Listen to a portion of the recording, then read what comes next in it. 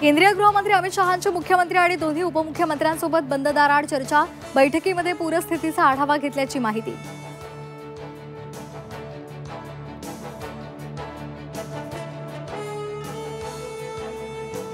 बाळासाहेबांबाबत वक्तव्य करून रामदास कदमांना एकनाथ शिंदेंना अडचणीत आणायचंय।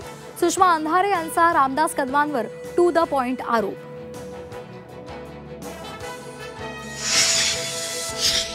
गद्दारांवर बोलणार नाही, रामदास कदमांच्या आरोपांवर उद्धव ठाकरेंची उद्विग्न प्रतिक्रिया।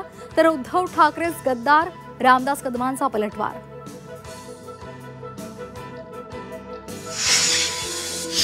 राज्यामध्ये मराठा विरुद्ध ओबीसी कलगीतुऱ्याचा नियोजनबद्ध कार्यक्रम।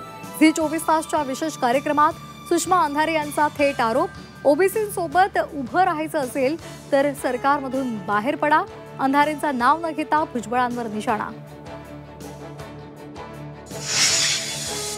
मुख्यमंत्र्यांनी बोलावलेल्या ओबीसी बैठकीमध्ये तोडगा नाहीच। 10 ऑक्टोबरला नागपूरमध्ये ओबीसींचा मोर्चा निघणारच, विजय वडेट्टीवार यांची घोषणा। मुख्यमंत्र्यांच्या ओबीसी बैठकीला न बोलावल्यामुळे लक्ष्मण हाके नाराज।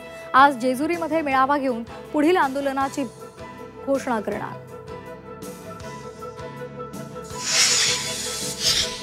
दिवाळीच्या तोंडावर ग्राहकांना वीज दरवाढीचा शॉक।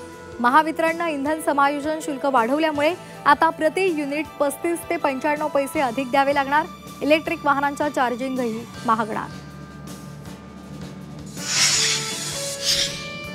कांद्याचे दर गडगडल्यामुळे बळीराजाच्या चिंतेत वाढ।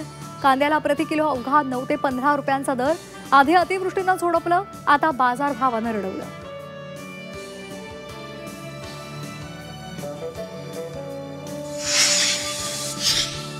गिरडीमध्ये साईंच्या चरणी 1 किलो वजनाचा रत्नजडित हार अर्पण।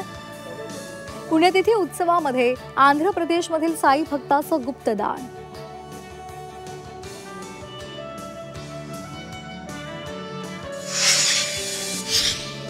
ऋषभ शेट्टीच्या कांतारा चॅप्टर 1चा बॉक्स ऑफिसवर धुमाकूळ।